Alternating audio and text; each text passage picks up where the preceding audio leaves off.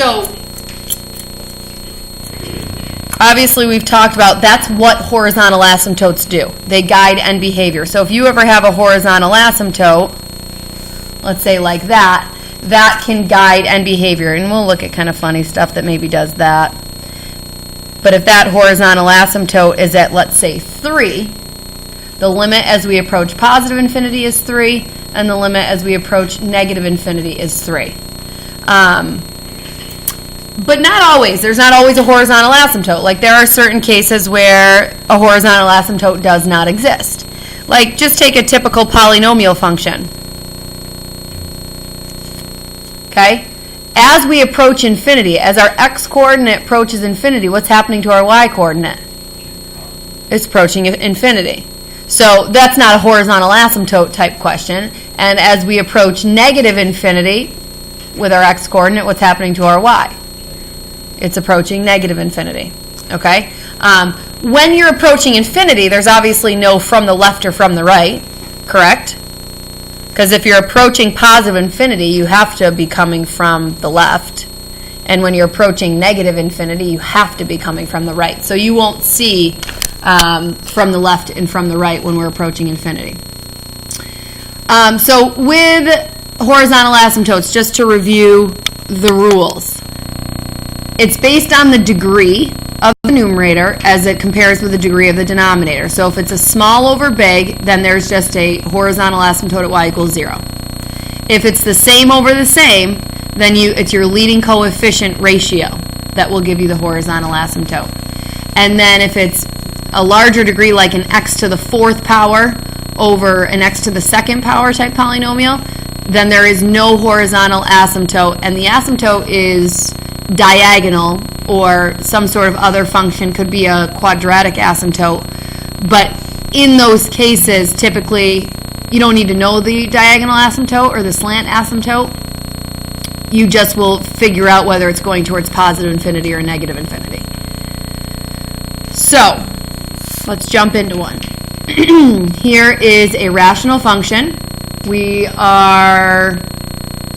can factor it. Let's see what happens. Well, no, not you can. You should still try to simplify it. And hopefully I put an example on here that shows you why.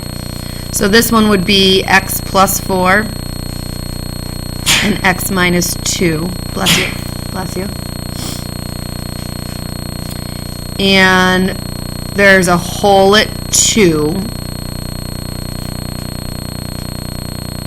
Okay, so we can sketch a graph if we want. That would be one way of going about it. So vertical asymptote at negative 4.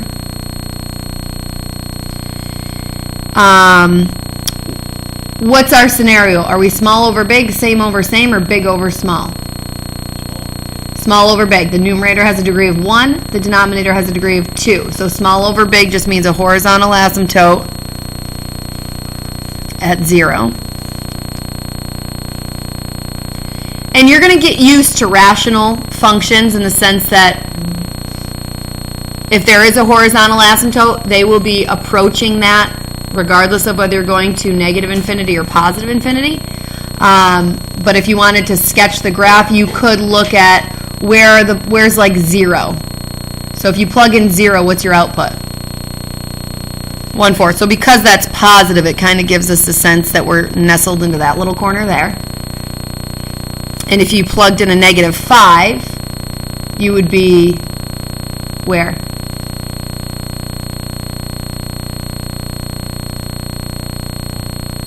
If I plugged in negative 5, what would my overall value be? Negative 1, because negative 5 plus 4 is negative 1. 1 over negative 1 is negative 1. So negative 5, negative 1 just kind of confirms that we're down here. So like I said, with rational functions, you'll get used to, if there is a horizontal asymptote, that's going to be the limit as you approach infinity. This is getting closer and closer to 0 as a y-coordinate. And as you approach a negative infinity, this is getting closer and closer to 0. This one's coming from the negative side, this one's coming from the positive side, but it makes no difference. Okay? They're both getting infinitely close to 0. So this would be 0, and that would be 0. Now, when you know it's a rational graph and you've got a feeling for that and you know there's a horizontal asymptote at 0, you're probably not going to have to sketch it anymore. The plugging in concept here does work, okay, but it's a little bit funny because how do you plug in infinity, right? But if you think about it, if you plug in 1 over infinity plus 4, 1 over a humongous number Plus 4. is what? Right, but okay, so that's a good point. A humongous number plus 4. If you're talking about 7 billion, do you think the plus 4 makes any bit of a difference? Not at all. Okay, so you'll get used to like, okay, so infinity plus 4 is essentially infinity. Like that plus 4 is negligible. So 1 over 7 trillion is essentially what? 0. So you can wrap your head around the concept of plugging something in even though you can't really plug in infinity. Does that make sense? So if you want to think about it from a plug-in standpoint, and we should be able to think of these from a bunch of different perspectives, because in some questions we get to, the graphing part's not going to be a possibility. Or in some pieces we get to, the plugging in concept is going to be a little bit confusing because maybe the formula will be more confusing than that. So you have to be well versed in the graphing and in the plugging in concept so that when one of them's not possible, you can resort to the other. In this one, both are possible, so we're kind of looking at both. Same thing on the negative infinity side. Again, if you were to plug in negative 7 trillion, negative 7 trillion plus 4 is completely not worth even talking about the plus 4. It's essentially 1 over negative infinity, which will be a really, really small negative number, right? Like I said, when you go towards negative infinity, you are getting closer and closer to 0, but from the negative side. But the point is 1 over, I mean, if you want to really just, I mean, that's just, I'm just making up a number. That's just essentially 0. Okay? So in the next rational function, we have, what's our degree rule here? Same over same. So the asymptote is at y equals, that's 3 over 1, your coefficients. So I'll be honest with you, you can just say 3. Liam. Is it always going to be the horizontal asymptote? Or is there... For both? Well, for the limit going towards infinity, or is there a time that it's not? Well, sometimes we won't have a horizontal asymptote, and we'll get to those.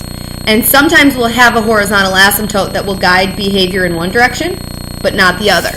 For example, we just kind of reviewed this yesterday, exponential graphs.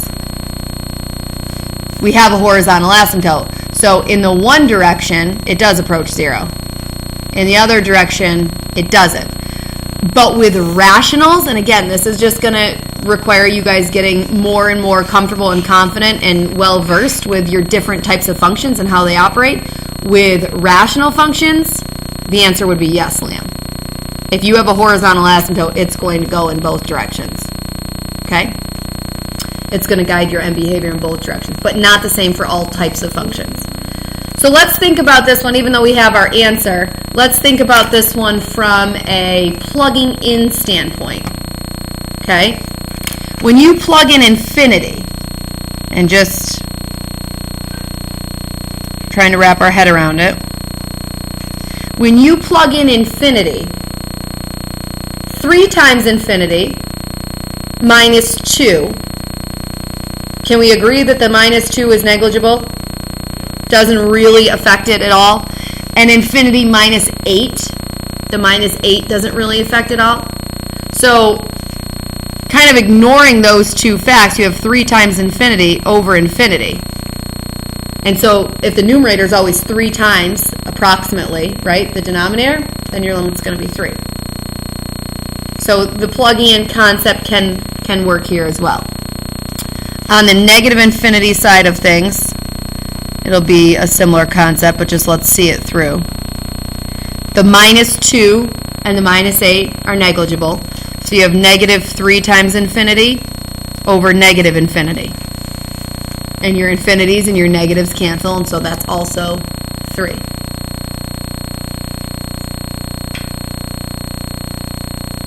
Okay? And on the last one, we have big over small. So what is our thought there? There is no horizontal asymptote, correct. So if we have no horizontal asymptote in a rational function, then the end behavior is either shooting towards infinity or negative infinity. Okay?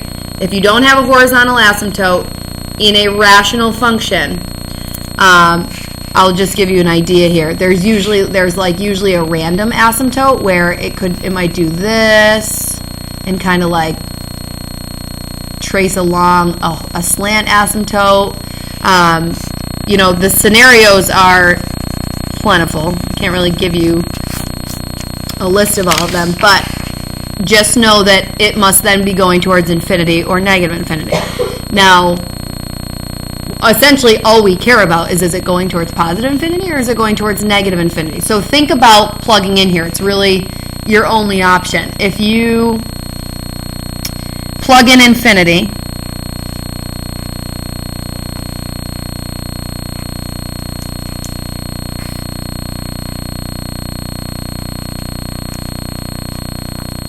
what's your numerator? Positive or negative? What's your denominator? So your answer is positive infinity as you approach infinity. Okay? And if you think about it, because your number keeps getting larger when you're plugging in infinity and you're cubing it up top, the numerator, although they're both growing astronomically, the numerator is growing more astronomically, right? Because you have that cubed piece in there. And on top of that, you're adding a 5 times infinity, but even just focusing on the lead term here, that's getting bigger at a faster rate than the denominator is getting bigger. So if your numerator is becoming bigger at triple or whatever the rate of the denominator, then you're approaching a larger and larger number every time, hence the infinity. Okay? The negative infinity thought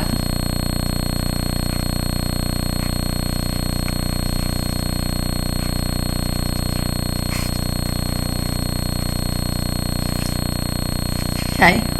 What's going to happen to negative infinity when you cube it? Really, really huge negative, right? And then you're adding 5 times negative infinity, so it's only becoming more negative. And then you're adding 2, which means nothing when you're dealing with numbers that big. So you're getting a huge, huge negative number over, this is a negative number. Which one's always going to be bigger, though? The numerator, because of that cube. Well, yes. We're on the same page, Stephen. It's technically going to be smaller negative, but that's a weird, yeah, I know, yeah. But the numerator's absolute value is always going to be far larger. But the point is it's negative over negative, right? And so which infinity are we approaching? Positive infinity. Which you might not have been expecting, right? You might have been expecting the other one just based on the one sketch. Let's think about this. Let's think about long division. And actually, I'm going to cheat and I'm going to use synthetic here. So 3x squared, 3x cubed, 0x squared, 5x, and 2. And I'm dividing out 8. You remember this? I'm just going to do long division real fast. / synthetic. Oh boy, calculator. Doesn't, you'll see in a second that these follow-up numbers don't really matter. 197 times 8. Oof. Okay. So when I did my cubic function, divided out a linear, I ended up with 3x squared plus 24x plus 197 plus a remainder of 1578 over x minus 8. What really matters from that is your leading term. This function is the same as this function, except for this one has a remainder. But it's an even degreed function, which means end behavior is the same, and a positive leading coefficient, which means whatever this thing does, it opens up. And since we're looking at the limits as we approach the infinities, we really only care about end behavior. Let's just out of curiosity see what this thing really looks like. 3x, sorry, let me type it in first. I'm not convinced this is going to show up on my graph, and I don't want to hit the light on because it's going to stop my recording. So I might have to just sketch it for you once I get it drawn. X minus 8. I'm going to start with a zoom 6 window. Oh boy, is there? Oh, there you go. Just tilted it. Oh, we have a problem.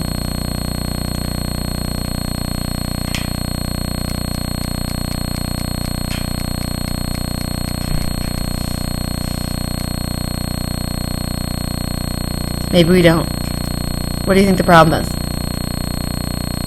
You didn't put the X minus 8 in parentheses. Yeah, I did. Yep. It sure looks like we have a problem, but I don't think we do. Anybody guess why this is funny right now? And it's not matching what our calculations were? Any guesses? I think our window's just not big enough. I think it's going to turn around. I just don't think our window's big enough. I'm on negative 10 to 10, right? So what if I go negative 100 to 100? Please.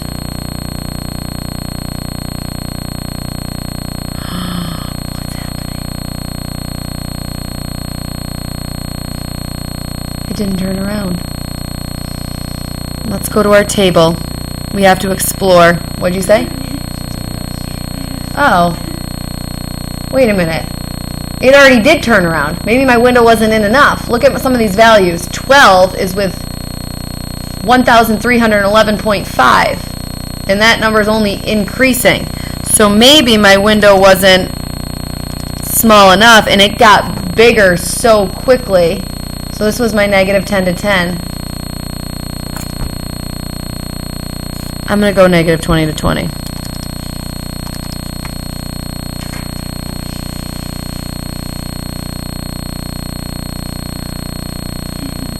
What is going on?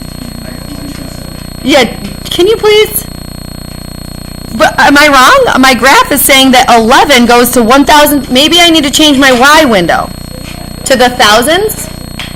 Okay. I hate math. Who likes it? Anybody? I'm just kidding. Clearly, I'm totally joking. I only went negative 20 to 20. Oh, no, I went negative 200. Negative 1,000 to 1,000. But shouldn't we still see it shoot back up?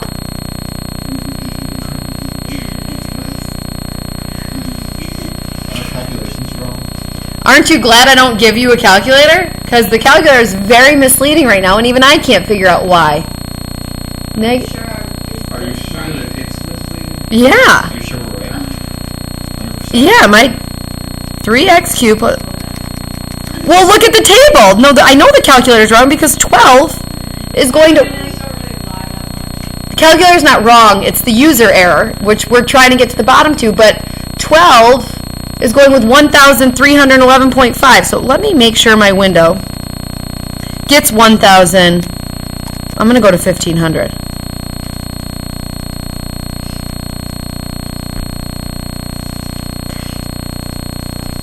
Oh, there's an asymptote. Mrs. Ray Hill. Do you see it now?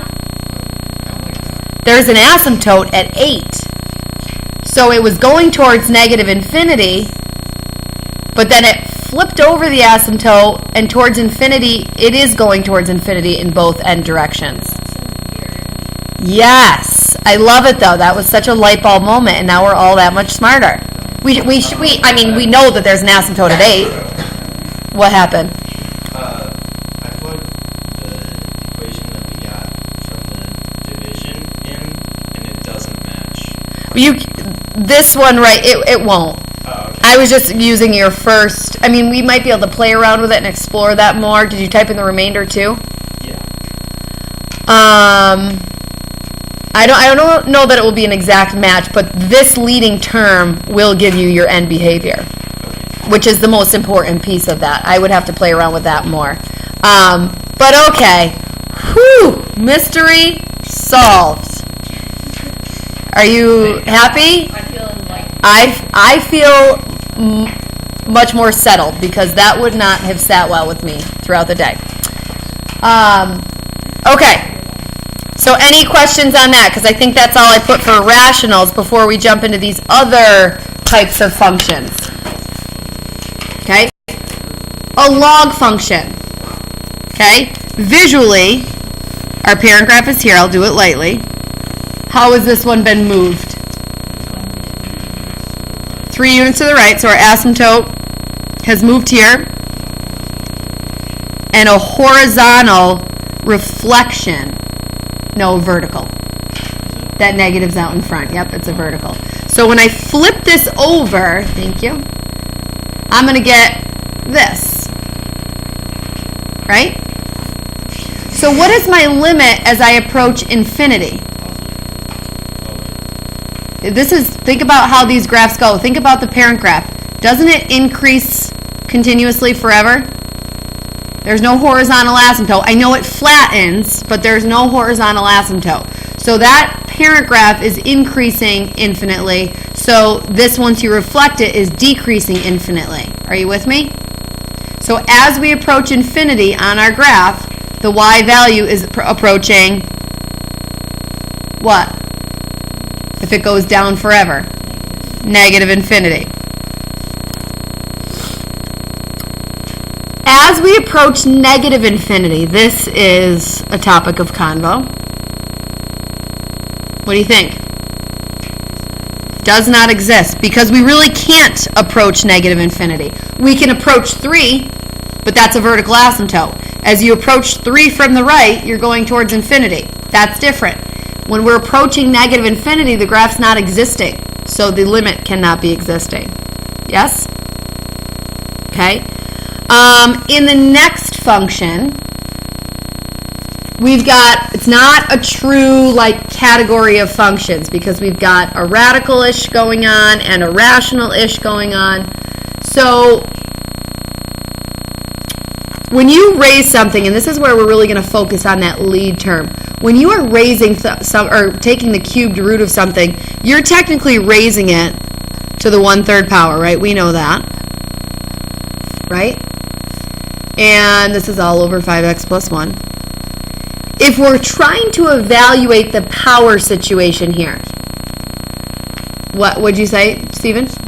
Small over big. He's correct, because even though we're not going to raise this whole binomial to the 1/3 power, at some point the first term, and that's all we really care about, is being raised to the first power. So if we kind of think about our leading terms, it's going to be 3 to the 1/3 power, x to the 2 raised to the 1/3 power would be power to power we multiply, over 5x. We really only care about the lead term here. So this has a degree of 2/3, this has a degree of 1, and that's small over big. So there's an asymptote at 0. So as we approach infinity,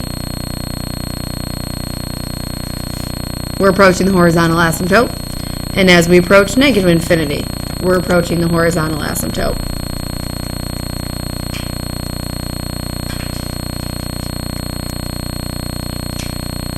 Any questions on that one?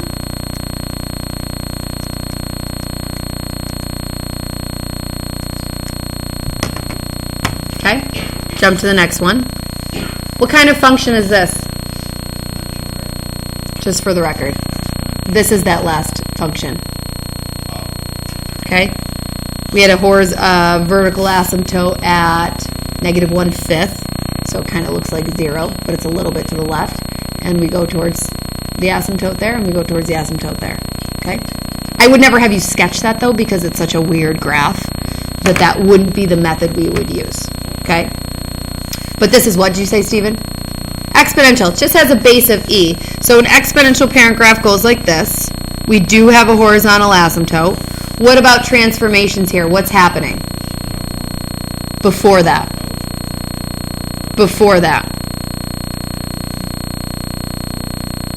Horizontal compression by a third. Now that's just going to squeeze everything inward. That's not going to affect any limit yet. Negative out in front is going to flip it. So it'll just kind of give you the image of it being squeezed and flipped. And then shifted up 1, which is critical because that affects your horizontal asymptote, yes?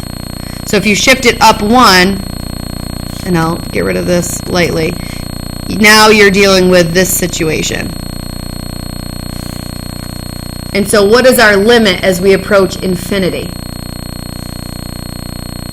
As our graph goes towards infinity? Negative infinity, right? As your x-coordinate goes towards infinity, your y-coordinate is going towards negative infinity. On B, as you approach negative infinity, right? What's your y value approaching? 1. Okay, plugging in here does work. Okay, if we plug in infinity, if you have 3 times infinity and you're raising a base to a humongous number, it is a humongous number, correct? Put a negative out in front of that and it makes a negative humongous number. Add 1, that's negligible. So as we plugged in infinity, we got negative infinity. If you plug in negative infinity, what happens when you raise an exponent to a negative huge number? Teeny, teeny, tiny, right? Negative exponents make numbers teeny, teeny, tiny. So you're going to get something that's pretty much 0. Then when you negate that 0, it's still pretty much 0. And when you add 1 to it, it's going to be 1. So the plug-in thought process can work there. Okay? Probably could have worked in the last one, but we don't really have time to do it every single way for every single problem. But if you plugged in infinity and negative infinity there, if we have time, we can go back and do that. Okay. This one is kind of in 2 parts.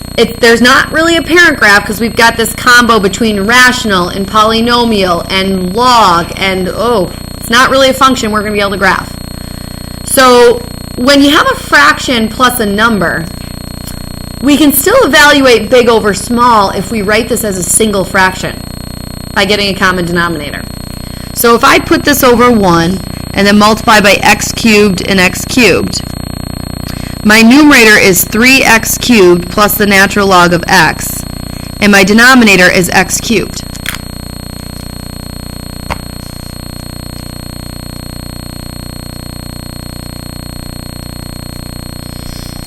So if we're evaluating the degree, what are your thoughts? Same over same. So where would the horizontal asymptote be? Very good. So horizontal asymptote at y equals 3.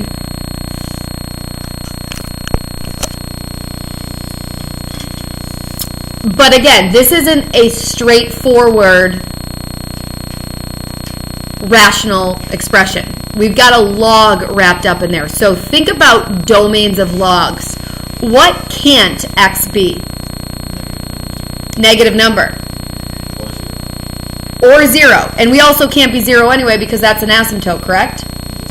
Okay, so because we've got multiple pieces going on here, we got to think about that. There's no way to approach negative infinity.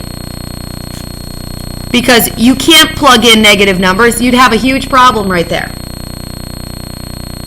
You can approach positive infinity, and that's where your horizontal asymptote will come in. So again, when it's a straightforward, typical rational function, the horizontal asymptote guides you in both directions. But when there's something funky going on, it takes a little bit, if it's a function kind of combo with logs and rational, you've got to think a little bit more. Okay, I'll show you what that looks like. There's that graph. Okay, you can see the flat line happening around 3. Good? All right. Sine of 3x. We all know what that looks like, right? It's a sine parent graph horizontally compressed by a factor of a third. So it's essentially going to look like this. So this just oscillates back and forth, right? So what do you think you would say about the limit as we go towards infinity? What's happening to our y-coordinate as we go out towards infinity? It keeps oscillating, right? Approaching what? What did you say? It's not really approaching anything, is it? It's not honing in down on a specific value. It just constantly oscillates. And when that happens, your limit as you approach infinity doesn't exist. Because there's no narrowing in behavior onto a certain value. Bless you. And the same is true as we approach negative infinity. So if you see something oscillating as you approach infinity or negative infinity, it's a no-go. There is no limit. Now, the sine of 1 over x. Do you know what that graph looks like? Because I don't. No. Okay, so next option, think about plugins. If you plug in an infinity, what is this portion essentially going to be? 1 over infinity is essentially what number? 0. Okay? What is the sine of 0? That's your limit. And negative infinity? That's essentially 0. So when you take the sine of what's essentially 0, you get 0. Who said negative 0? I mean, kind of. I would say that too if you want to really communicate it as best as you can. So now, just out of curiosity, what mode should my calculator be in? And because I'm doing stuff with Algebra 2 right now, I'm going to go from negative 10 pi to 10 pi. And I don't know what I'm going to do there. Okay, so it's really jammed in there, so I don't need any of this. So on my window, I'm going to go from negative 2 to 2 to get a closer look. There's that. There's that. Okay? We have no idea what that graph looks like, but we can think conceptually about plugins to get an answer. Yes? So the frustrating part about this is that there's all different types of functions. There's no like set list of, at least I have not created one that's concise and manageable. That's if this happens, then do this. If that happens, then do this. You have to be a good thinker. There's no other instruction. And the more you do of these, the more experience you get, and the more you make mistakes, honestly, the better